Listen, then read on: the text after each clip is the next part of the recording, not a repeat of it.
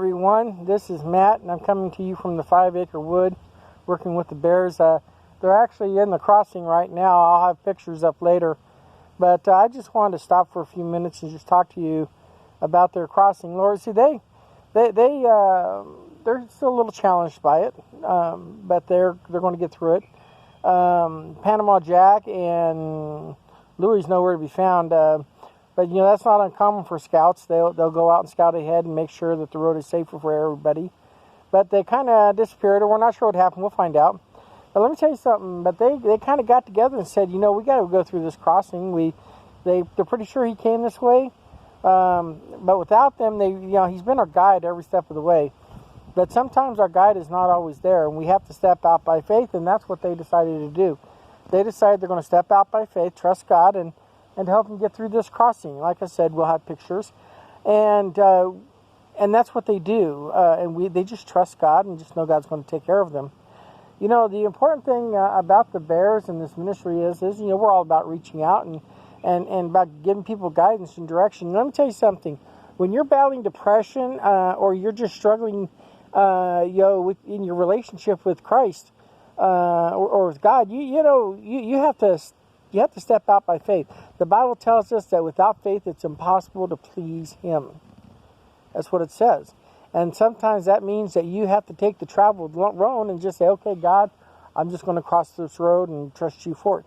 And that's what these bears are doing. That's all they're doing.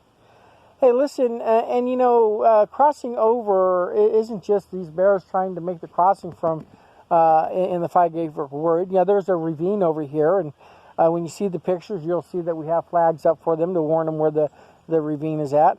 But and sometimes when you're making journeys, especially in the valley, it's hard and it's alone. Trust me, I know. I've spent plenty of time in the valley. But in the valley, it's where you grow. That's where God really grows you. Just like these bears. These bears will grow from this. And they'll be better bears for their adventure in trying to find the Yeti. And yes, we're still looking for the Yeti. What we have to do is we have to allow ourselves to be in the valley. Don't be afraid of the valley. And we have to make crossings. We all have to make crossings in our life. Don't be afraid of making crossings. Don't. The only thing you're going to do is worry and panic, and you'll make poor decisions. Now, see, these bears, instead of worrying and panicking, we all sat down and we had a conference, and they said, Paul, you know what to do. Mr. Paul, you know what to do. And I said, well, I know the decisions that you need to make. They go, yeah, but I'm not going to tell you to make them. You have to make the decisions for yourselves. I had to learn that in my life, too. I had to learn to not let other people be the deciding I had to step out by faith, make my own decisions. And these bears are learning the same thing. They'll make it over. See, there's a lot of crossings that happened in the Bible, and one of them was the Red Sea crossing. Now, we know that the children of Israel backed up against the Red Sea. The Israelites were coming. And God parted the ways and made the way for them to be able to cross over, and they did. But you know what they also ended up doing? They ended up spending 40 years in the desert. They spent a long time crossing over. And sometimes it takes a while. But you have to trust God. You have to believe Him.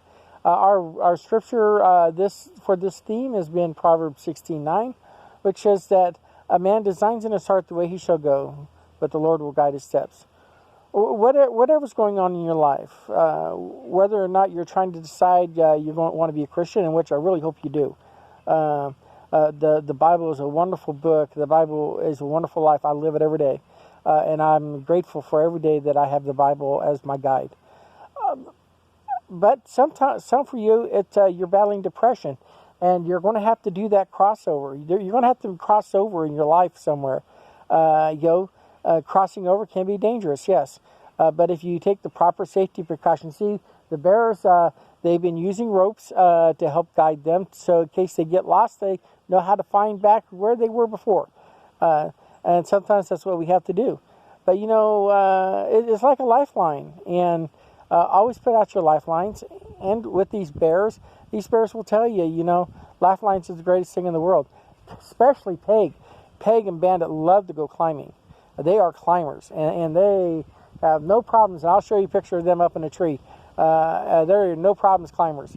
And so they're teaching Patches how to climb. And but they know what it means to climb and how to be tethered and how it brings safety. And you'll see in our further videos more safeties as we are. I want you to listen to that. Listen to that.